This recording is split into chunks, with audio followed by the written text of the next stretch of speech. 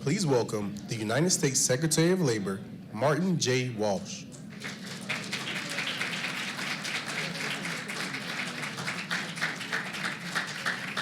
Thank you very much, and it's great to be here today, and it sounds like an exciting crowd.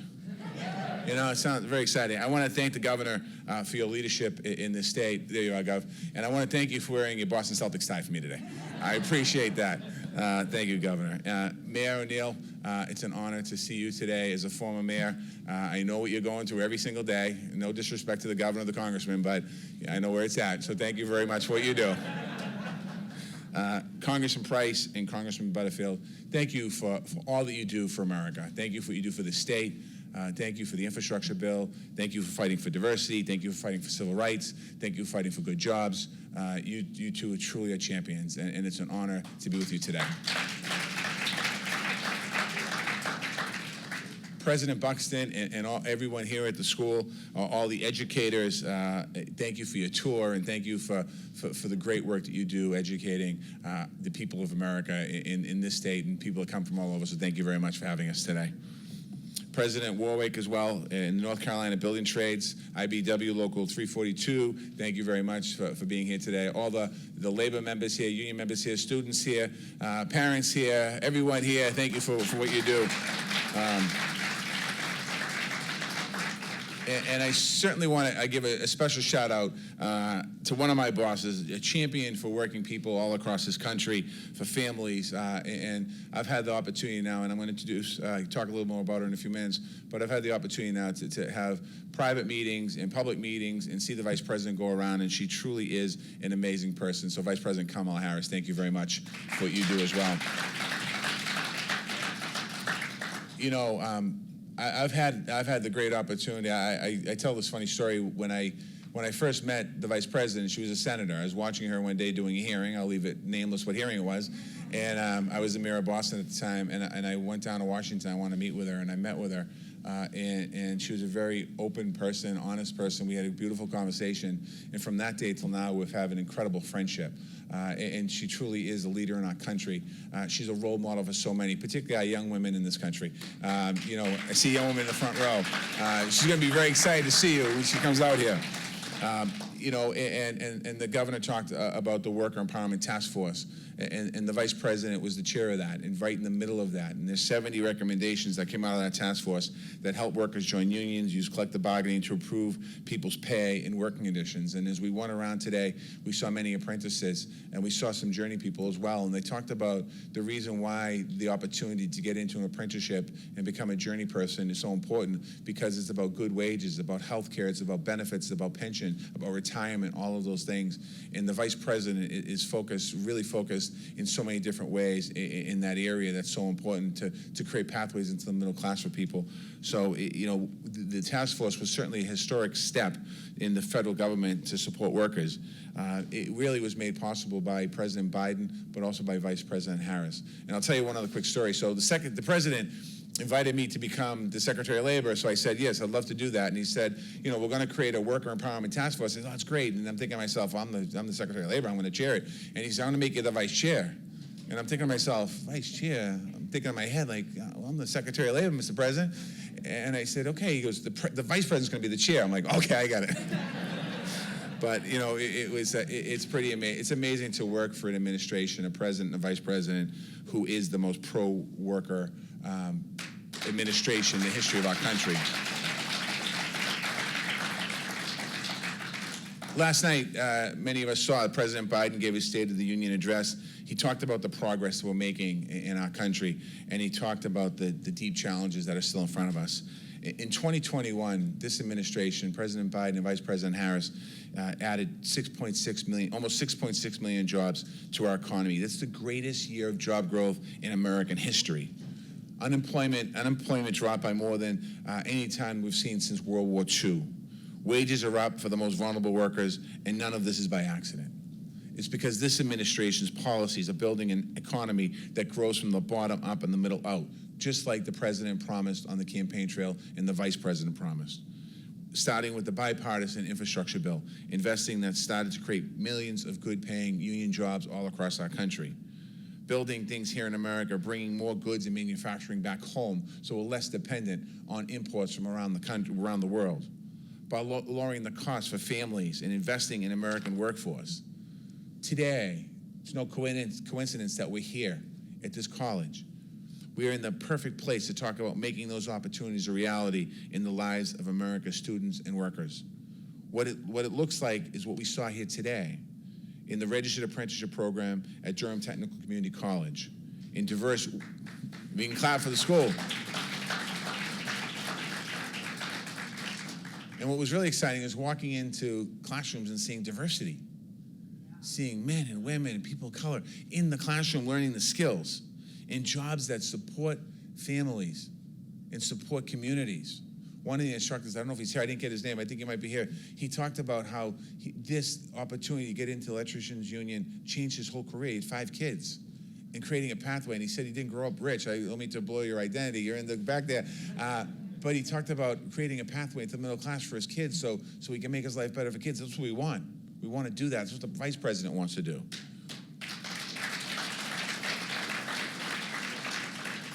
These are the kinds of programs that this administration is investing in all across America.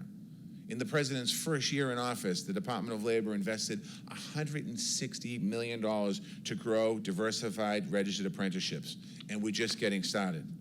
The president and the administration are working with Congress, to our 2 congressmen here, to increase our workforce investment money across this country.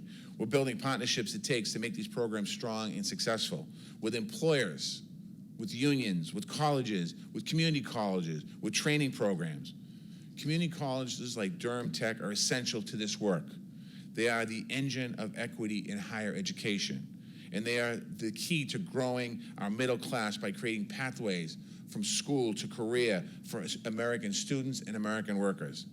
That's why the president and the vice president are committed to supporting community colleges and investing in America's workers all across this country. Today, I'm also thrilled to announce a new investment in America workforce by the Biden-Harris administration and the Department of Labor. We'll be investing $45 million in grant programs to strengthen community colleges right now.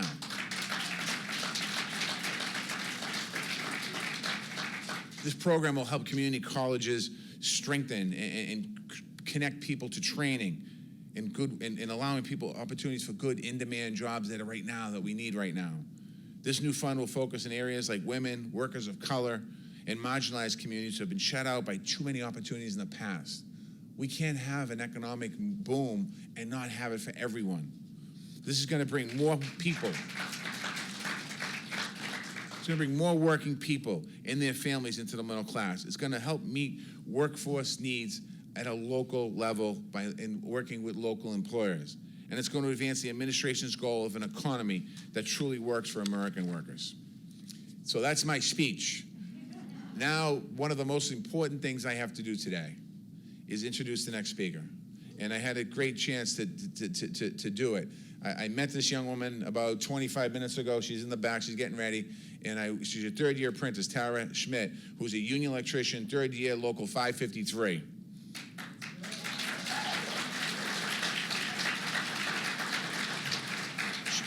I'm not done, come on up here. I have notes here, but okay, she's smart, she's passionate. As I would say in Boston, she's wicked smart. She's a role model for women all across our country and anyone else looking to learn new skills and improve their opportunities. It's so exciting. It's so exciting. The first room we walked in today was Tara. And she was able to explain to the vice president, myself, and the governor, and the mayor, and the congressman about the work that she was doing in his 3rd year. And she also went back and talked about her first couple of years. So, ladies and gentlemen, without further ado, local 553, 3rd-year apprentice, Tara Schmidt. It's awesome.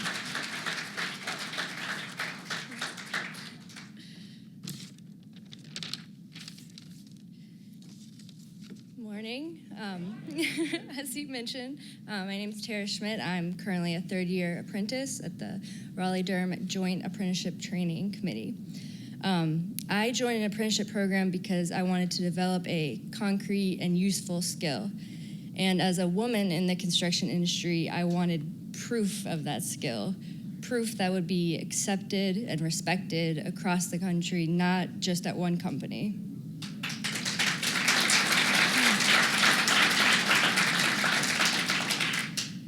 But more than that, I was drawn to a union apprenticeship with the International Brotherhood of Electrical Workers because I knew that I would be guaranteed benefits like health care and a pension, even if I got hurt or laid off.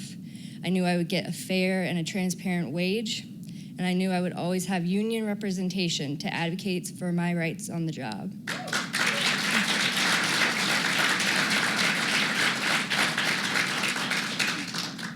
We already know what we can do to improve the lives of the working class, ensure people have health care, a fair wage, and a voice. And we as a nation have learned time and again how we can do that. Unionize.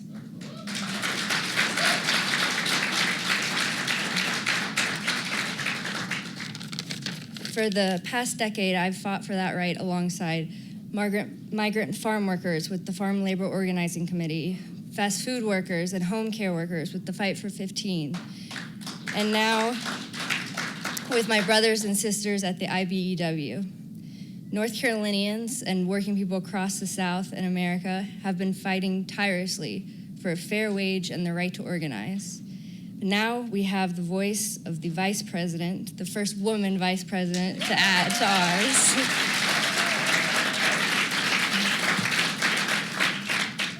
I'm happy to see that Vice President Harris has championed these issues of investing in workers across America.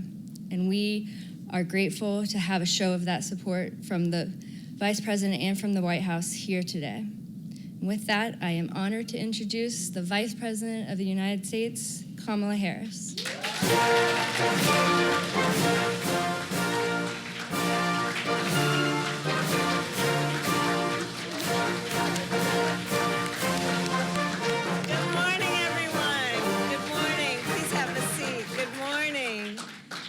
Good morning, Tara. I told you we were hanging out in your classroom, and the secretary and I were admiring your skill and your work. But to hear you speak at a podium like you just did, I know that you are a leader on many things, and truly, you are a face and an image of the future of labor in America and leadership in labor in America. Very proud of you. So it's good to see everyone here, and I have a lot to say about why we are here today, but before I get started, I do want to say a few words about the situation in Ukraine. As we all know, the eyes of the world are on the brave people of Ukraine. They are fighting. They are fighting, not just to defend their homes and their families, but to defend their democracy and their freedom, their sovereignty, and their territorial integrity. And we stand with them. We stand with the people of Ukraine in this fight.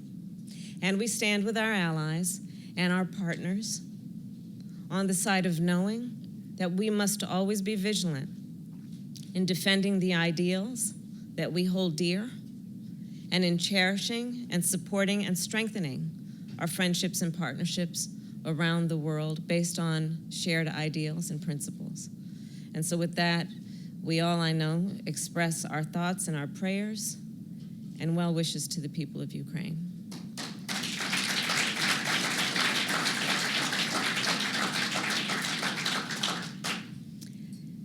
So again, it is wonderful to be back in Durham. Governor, thank you always for introducing and welcoming me to this beautiful state of yours. Mayor, congratulations, and thank you for your leadership. I look forward, and the President does as well, working with you on all that you are doing here.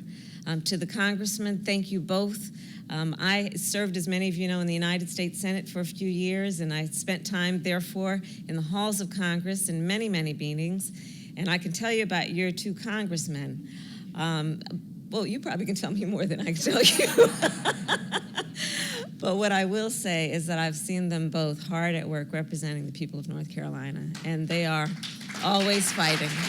So it's good to see you both. It's good to see you both. And to all of the state and locally elected officials, thank you. Thank you for your work. It is good to be in the House of Labor. It is good to be in the House of Labor and to be back with the members of IBEW and with all of our friends across the labor movement. You know, over the year, I have visited many union apprenticeship facilities, and over the course of the last year and some months, my greatest privilege has been to do that with our Secretary of Labor, Marty Walsh, who is truly has lived the life of being a proud member of unions and labor and organized labor, and to be a proponent and a national leader for what we must always do, to fight for the integrity and the support of our unions. And so over the years, visiting all of these places, I have met workers of all ages and from all places, and they have many traits in common.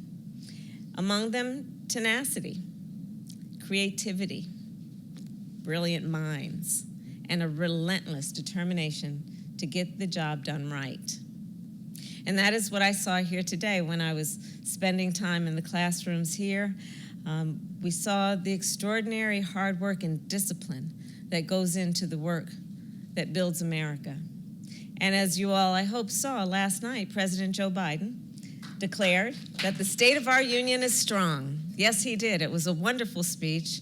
It was an extraordinary speech in terms of speaking to who we are as a nation and what we are prepared to fight for.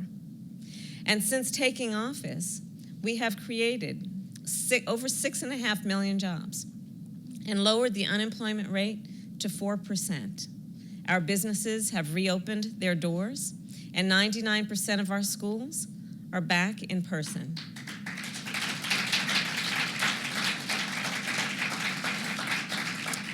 As a nation, we have made real progress in our fight to end this pandemic and get our economy back to normal. And with more than 215 million people vaccinated, our communities are more protected from this virus than they've ever been before.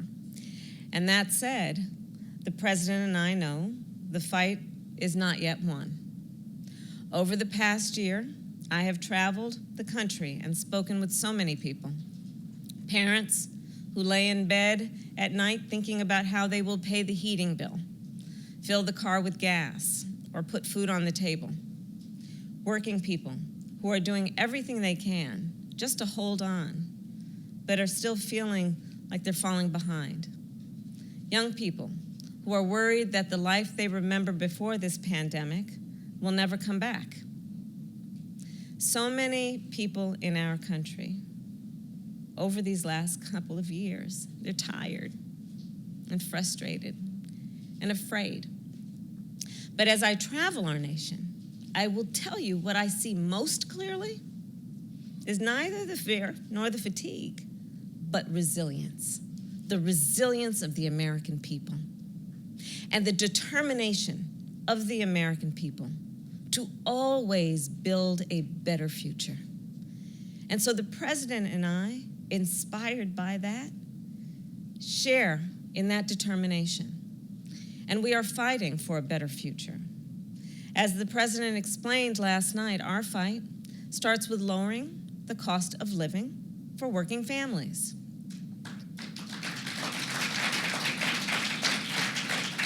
As you all know, the pandemic, it has tangled supply chains and driven up the price of everyday goods. But through the bipartisan infrastructure law, our administration has made historic investments in our infrastructure and in our supply chains to prevent those bottlenecks, and to lower daily expenses. We are also working hard to manufacture more goods, like cars, like computer chips, made by workers here in America. And we must do more. Continue our recovery, we must. And to continue our recovery, we must then create more good-paying jobs here at home. Good union jobs.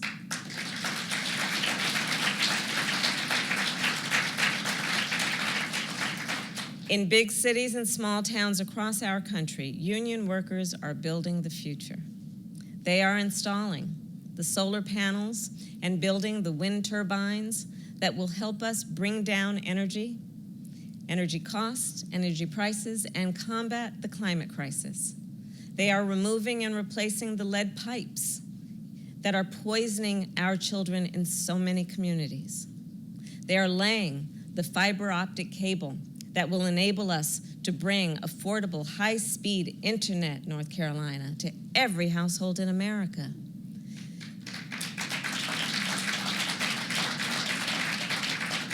And they are building this better future in spite of historic attacks on workers' rights. As you know, in North Carolina and many places in our country, we still have a lot of work to do, because in many places in our country, there are still powerful forces that are hard at work trying to build barriers to stop workers from organizing and exercising their right to collective bargaining. But know this, as Secretary Walsh explained and described, our administration is deeply proud to be the most pro-labor administration in the history of our country.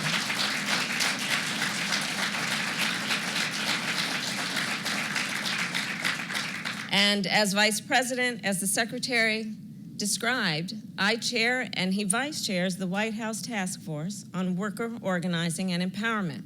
Our task force proposed nearly 70 actions that the executive branch can take, 70. And this was over the course of many, many months of working with workers, working with labor unions, figuring out what was going on in our government, what is going on in reality, in terms of whether or not we are encouraging, under existing laws, or discouraging worker rights, worker protections.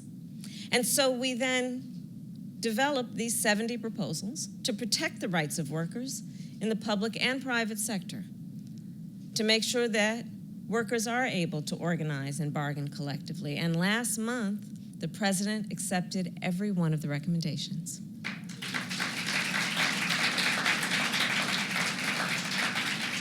But we're not going to stop there. Over the years, I have spoken with so many young people, women, people of color, hardworking folks who are training to become union workers. And as the Secretary said, we see the potential for growth in terms of the diversity, in terms of the inclusion, in terms of America's workforce and our future. And I met some of those great stars and leaders today, who I believe are all part of a new era of the American labor movement, a movement that you all helped build right here, which is why we are visiting with you this morning. A movement big enough to lift up people of every age, every walk of life, every race, every gender. After all, every person should be able to benefit from the power of solidarity, because every person in our nation, no matter where they start, deserves an opportunity to succeed. That is the future we are fighting for. That is the future our administration stands for. And that is the future we will build with the help and with the leadership of union workers. Thank you all, and take care. Thank you.